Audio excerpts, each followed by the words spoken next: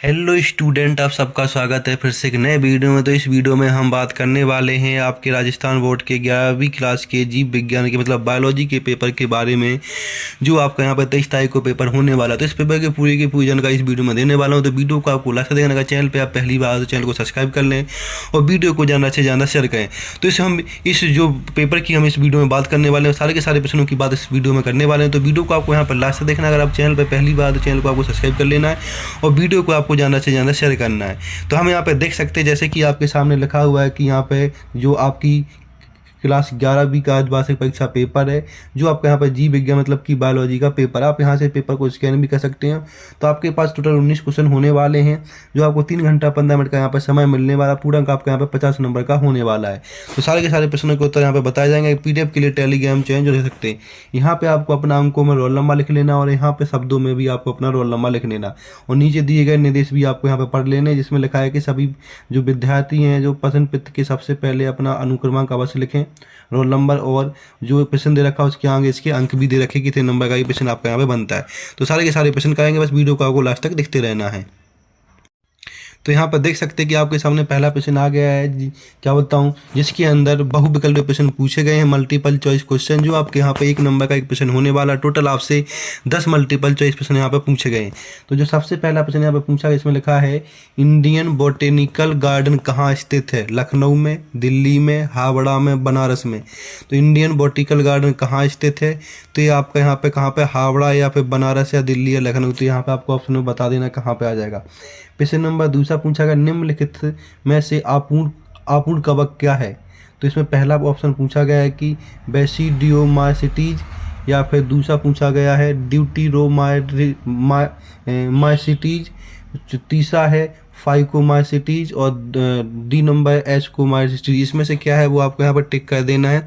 अब हम प्रश्न नंबर आपकी बात करने वाले हैं तीसरे की। तो तीसरे में पूछा गया है कि क्या बताऊँ, विषाणु में अनुवांशिक पदार्थ होता है, कौन सा पदार्थ होता है? RNA होता है, प्रोटीन होता है, DNA होता है, या फिर RNA या DNA दोनों होता है।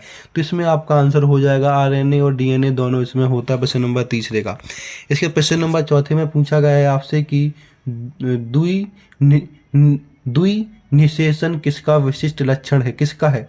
आवतबीजी का है, अनावतबीजी का है, वायोफाइटा का है, या फिर टेरिटोफाइडा का। इनमें से क्या हो जाएगा वो आपको यहाँ पर टिक कर देना। तो सारे के सारे प्रश्न कराए जाएंगे, बस वीडियो को आपको यहाँ पर लास्ट तक देखते रहना है। नेक्स्ट क्वेश्चन चलते हैं, प्रश्न नंबर 5।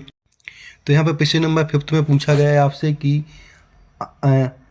अंड समुच्चय में कितनी कोशिकाएं होती हैं? 2 कोशिकाएं होती हैं, 3 होती हैं, 4 होती हैं, 1। तो इसमें ऑप्शन आ जाएगा 2 कोशिकाएं होती हैं। तो यहाँ पे आपको पहला वाला टिक कर देना। प्रश्न नंबर 6 में पूछा गया आपसे कि प्राणी जगत का सबसे बड़ा संघ क्या है? प्राणी जगत का सबसे बड़ा संघ क्या है? तो इसमें पहला प्रश्न पूछा गया कि एनेलिडा, या फिर बोलास्का, या फिर कोर्डेटा, या फिर आर्थ्रोपोडा। तो इनमें से आपको एक क्लिक कर देना है, कोई सही कर लेना है। तो इस तरह से पूरे के पूरे प्रश्न कराए जाएंगे, बस वीडियो को आपको वहाँ पर लास्ट तक देखते रहना है। तो यहाँ पे आपका आ जाता है प्रश्न नंबर 7, जिसमें पूछा गया है कि आपसे श्वसन मूल किस क्षेत्र के पादपों में पाई जाती है? मरु स्थलीय, या फिर अनूप क्षेत्र में, या फिर क्या बताऊँ जलीय क्षेत्र में, या फिर इनमें से कोई नहीं, किस में नहीं पाई जाती श्वसन मूल, वो आपको यहाँ बता देनी है। प्रश्न नंबर आपको यहाँ पे 8 देखना है। तो प्रश्न नंबर 8 में क्या पूछा गया वो देख। प्रश्न नंबर 8 में पूछा गया निम्न में से द्विबीजपत्री पदार्थ कौन सा है? गेहूँ है, सरसों है, बाजरा है, या मक्का। इनमें से क्या है वो आपको यहाँ बता देना है।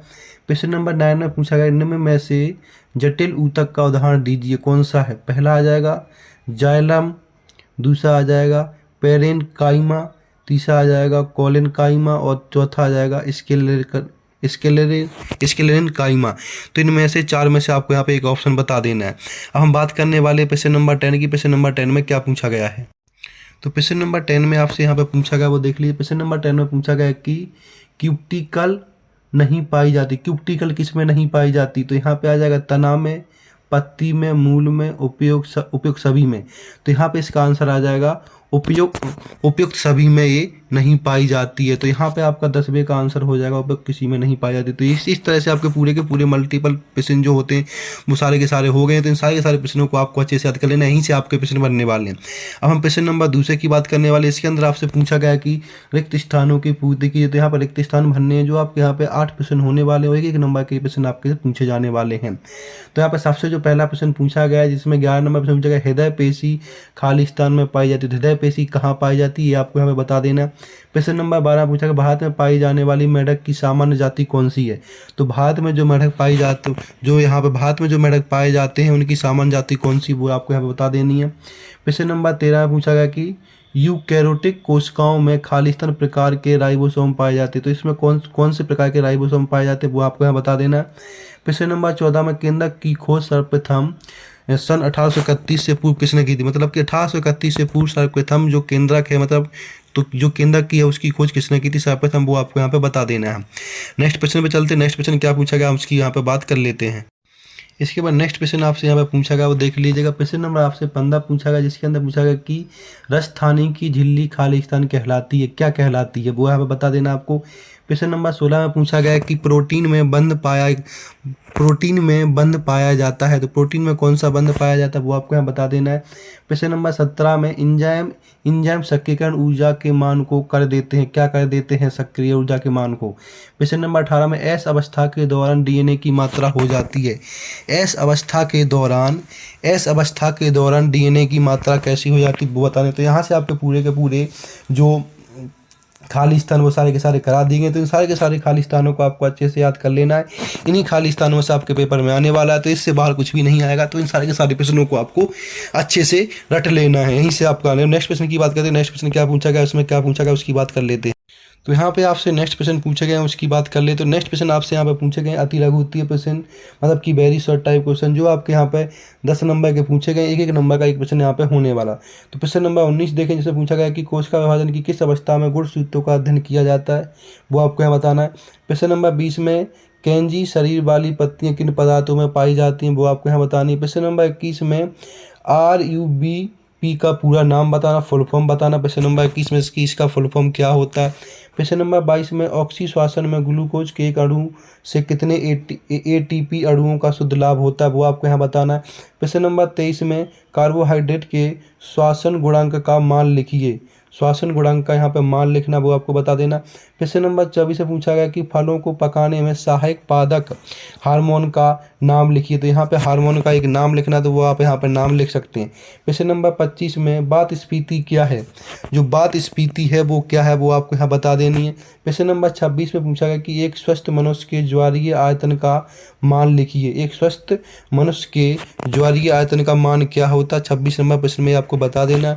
प्रश्न नंबर 27 में पूछा गया कि रक्त का कितना प्रतिशत आयतन प्लाज्मा में होता है, मतलब कि रक्त का कितना प्रतिशत आयरन आपका क्या होता है प्लाज्मा में होता है, वो यहाँ पे बता देते। इस तरह से आपके सारे के सारे प्रश्न आपको कर लेने, जितने बताए जा रहे हैं उतने प्रश्न कर लेते हैं, तो आपके पूरे के पूरे नंबर यहीं से बनने वाले। इससे बाहर आपका कुछ भी नहीं आने वाला पेपर। नेक्स्ट प्रश्न चलते हैं। नेक्स्ट प्रश्न क्या पूछा गया, तो यहाँ पे आपका नेक्स्ट प्रश्न स्टार्ट हो जाता है। वो प्रश्न नंबर आपका यहाँ पे स्टार्ट होता है 28, जिसमें पूछा गया कि सीरम किसे कहते हैं, ये बता देना आपको यहाँ पे। इसके बाद 29 में ऐच्छिक पेशी किसे कहते हैं, ये बता देना है। प्रश्न नंबर 30 में कर्ण अस्थियों के नाम लिखिए। तो 30 में आपको यहाँ पे कर्ण अस्थियों के नाम लिखने। इसके बाद प्रश्न नंबर 31 में आपको सार्कोलेमा किसे कहते हैं, इसका यहाँ पे आपको नाम लिख देना, परिभाषा बता देनी है। प्रश्न नंबर 32 में अक्षीय कंकाल में कितनी अस्थियां होती हैं, वो आपको यहाँ पे बता देनी है। प्रश्न नंबर 33 में न्यूरॉन किसे कहते हैं, इसके बारे में आपको पूरा का पूरा यहाँ बता देना है कि न्यूरॉन हम किसे कहते हैं। इसके बाद प्रश्न नंबर आपसे 34 में पूछा गया कि क्या होता है सिनेप्सिस किसे कहते हैं, सिनेप्सिस के बारे में आपको यहाँ बता देना है। तो जितने प्रश्न कराए जाए सारे के सारे प्रश्न आपके लिए बहुत इंपॉर्टेंट होने वाले, सारे के सारे प्रश्नों को आपको अच्छे से कर लेना। प्रश्न नंबर 35 में पूछा गया कि नेत का नामांकित चित्र बनाए। तो नेत का यहाँ पर चित्र बनाना और उसके बारे में परिभाषा आपको यहाँ पर बता देनी है। तो इस तरह से 35 के 35 प्रश्न पूरे हो जाते हैं। अब नेक्स्ट प्रश्न चलते हैं। नेक्स्ट प्रश्न और इसमें क्या पूछे गए हैं। तब 35 के बाद आपसे यहाँ प्रश्न पूछा गया 36, जिसमें लिखा है कि प्रतिवर्ती क्रिया किसे कहते हैं। प्रश्न नंबर 37 में पूछा गया आपसे मानव मस्तिष्क का नामांकित चित्र बनाइए। प्रश्न नंबर 38 में पूछा गया आपसे यूरोकोर्टिकल किसे कहते हैं, इसके बारे में आपको पूरा का पूरा विस्तार से बता देना है।